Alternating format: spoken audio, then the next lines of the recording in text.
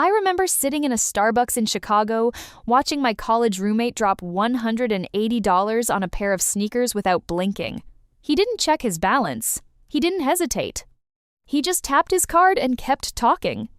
And I sat there genuinely uncomfortable, not jealous, uncomfortable. I had $47,000 in my investment account at the time. He had a nicer apartment, newer clothes, and a car that actually turned heads. But every time I thought about spending money, I didn't absolutely need to spend, something in my chest tightened. I thought something was wrong with me. Turns out, I was just wired differently. And if you've ever felt that same quiet discomfort, the guilt about buying something nice, the relief when you say no, the strange pleasure of watching your savings grow, this video is going to explain exactly what's happening inside your brain. Because you might be far better with money than you realize, you just don't look like what good with money is supposed to look like. You barely think about money, and that's actually the point. 3 years ago, I set up automatic transfers. Every payday, money moved to my investment account before I ever saw it. My bills paid themselves. My emergency fund grew on its own. And slowly, money just disappeared from my mental load. That sounds irresponsible. It's the opposite. Researchers at Cornell found that people who automate their finances accumulate significantly more wealth over time, not because they earn more, but because they stop fighting their own brain. The prefrontal cortex, the part responsible for willpower and decision-making, has limited daily capacity. Every time you manually decide whether to save or spend, you're burning through that reserve. People who are genuinely good with money remove the decision entirely. If your finances feel almost invisible because the system runs itself, that's not laziness. That's architecture. Debt feels physical to you. I once carried a $2,300 balance on a credit card for 6 weeks. 6 weeks. I couldn't sleep properly. I kept doing the math in my head at 2 a.m. I know people who carry $15,000 in credit card debt and sleep like babies. And I used to think they were stronger than me, more relaxed, less neurotic. But neuroscientists at Stanford found something fascinating. For certain people, debt activates the same brain regions as physical pain and threat response. It's not anxiety disorder. It's a deeply wired alarm system. People with this sensitivity almost always pay off debt faster, borrow less, and avoid over-leveraging, not through discipline, but because the discomfort is genuinely unbearable. If carrying a balance bothers you viscerally, not just intellectually, your brain is protecting your finances in ways most people's brains simply don't. You think in hours, not dollars. I was in a Nike store on Fifth Avenue in New York last spring. Beautiful sneakers. $220. My brain didn't say $220. It said 14 hours of work. I put them back. Research published in the Journal of Consumer Psychology found that people who naturally convert prices into labor hours make significantly fewer impulsive purchases. It's not a technique they learned. It just happens automatically. The emotional pull of "I want those" gets interrupted by "Is this worth a day and a half of my life?"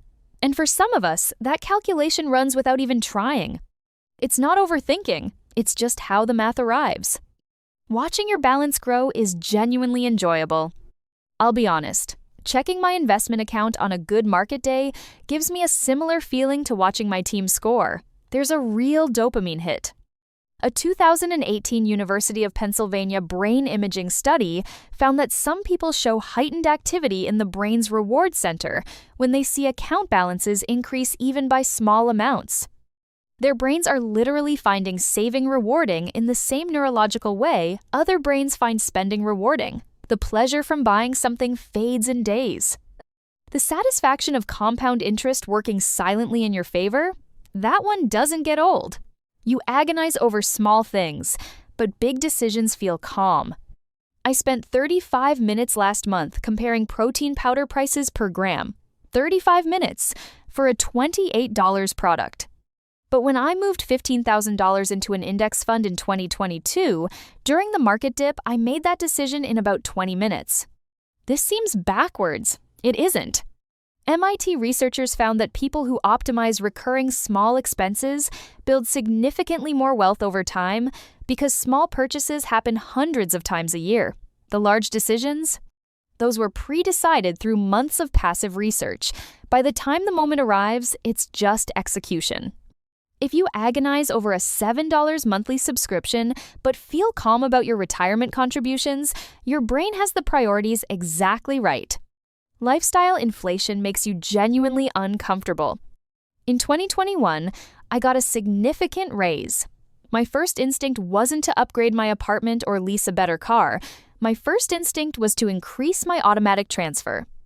My friends thought I was being weird. My girlfriend at the time thought I was being cheap. My spending hadn't changed even though my income had. Economists call this lifestyle creep, the natural tendency for spending to rise with income. The National Bureau of Economic Research found that individuals who maintain a significant gap between income and spending, regardless of their income level, accumulate wealth at rates that far outpace their peers. Living below your means when your means have grown doesn't always feel like discipline. It feels like the shoes don't fit. And that discomfort, that internal resistance to upgrading, is one of the most financially protective feelings a person can have.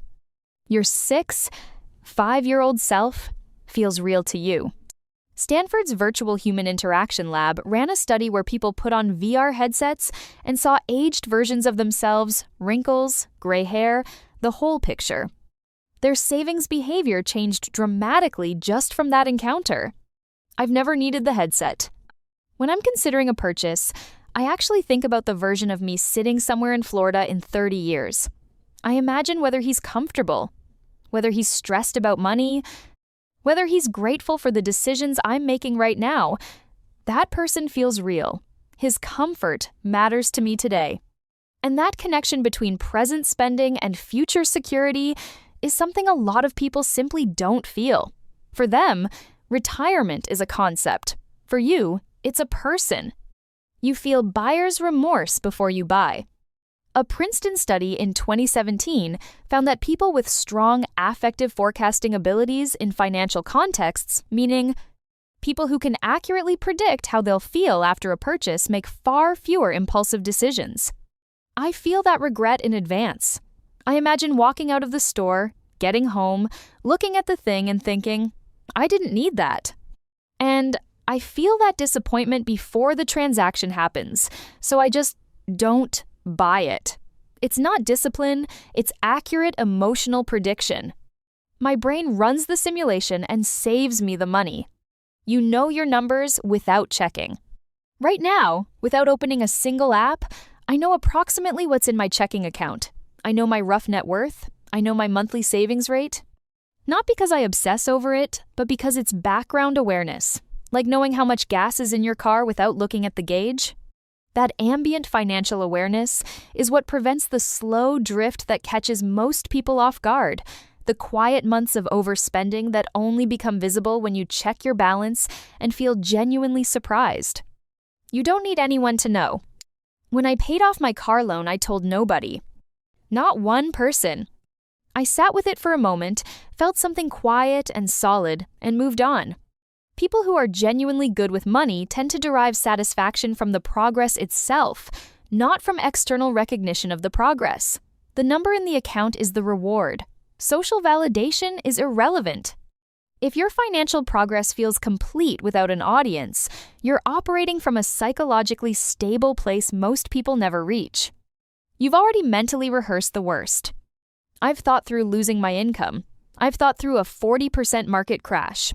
I've thought through medical emergencies, economic collapse, the whole catastrophe. Wellesley College researchers call this defensive pessimism, and they found it actually produces better outcomes in uncertain situations because the anxiety has already been processed in advance. Yes, it means I sometimes feel anxious when things are going well, but it also means I have 6 months of expenses in cash, diversified income, and no debt that could spiral if something went wrong. The mental rehearsal of disaster is what builds real resilience. Boring milestones genuinely excite you. The day my emergency fund crossed $10,000, I felt like I'd won something. Not intellectually satisfied, actually excited. Most people's brains don't generate real dopamine from watching a debt balance hit zero or a savings account cross a round number. But if those moments feel like victories to you, real, physical excitement, your reward system is aligned with exactly the behaviors that build long-term wealth. You research $30 purchases for 2 hours. I once spent an evening comparing water filter pictures, 75 minutes of reviews, price history, filter replacement costs, user reports. I know how that sounds. But here's what's actually happening. Every research session is building a mental model about quality signals, about marketing tricks, about what value actually means. That model applies to hundreds of future decisions. People with strong money instincts often describe this process as something they can't turn off. The marginal benefit isn't worth the time invested. But the pattern recognition compounds invisibly over years. Saying no feels like relief, not sacrifice. Last year, a group of friends planned a weekend trip to Miami. Flights, hotel, 2 nights out, around $800 total. I didn't want to go, but I almost said yes because of social pressure. Then I said no, and the immediate feeling was relief. Not FOMO, not sacrifice, pure relief. The money stayed in my account. The future stayed protected. The decision was over. People with strong money management describe this pattern consistently. The weight of spending feels heavier than the pleasure of the thing being bought. When saying no feels better than yes, your emotional relationship with money is already working in your favor. You feel guilty spending on yourself even when you've earned it. This one's the hardest to admit. Last year, I took a week off in Lisbon. I'd hit every savings goal. I had a strong emergency fund. I could absolutely afford it. And I still felt something uncomfortable every time I paid for a nice dinner or a day trip. A 2020 study in the Journal of Economic Psychology found that individuals with high savings rates experience significantly more guilt around discretionary spending than those who save less, even when their financial situation is objectively secure. Your brain has been so thoroughly trained to associate spending with loss that it's hard to switch off even when the spending is completely justified. And here's what nobody tells you about being good with money. Sometimes it doesn't feel good. Sometimes it feels like you're always denying yourself, even when the denial isn't necessary anymore. So what does all of this actually mean? These aren't just good habits. These are psychological patterns, some wired in by childhood, some by experience, some just by the way your brain processes time and risk and reward. And yes, they come with real costs. The anxiety, the guilt, the difficulty enjoying the present moment, the social friction of living differently than the people around you. But here's the thing. Researchers at the University of California keep coming back to. The strongest predictor of long-term financial success isn't income. It's not knowledge. It's something called delay discounting your brain's ability to value future rewards nearly as much as immediate ones. Most people's brains massively discount the future. $1 today feels dramatically more real than $1 in 10 years. Yours doesn't, and that changes everything. If you recognized yourself in most of these signs, you're probably going to be okay. Better than okay, but don't sacrifice your present self entirely to a future person who hasn't arrived yet. Your 5-year-old self will be grateful, but they'd probably also want you to enjoy some of the journey. And if these patterns feel completely foreign, that's information too. You can build systems that automate the right behavior even when your brain isn't naturally wired for it. Automatic transfers. Spending friction. Savings goals that feel like a game. The machinery can be built, even when the instinct isn't there yet.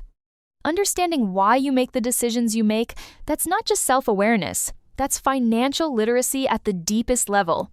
And most people never go there.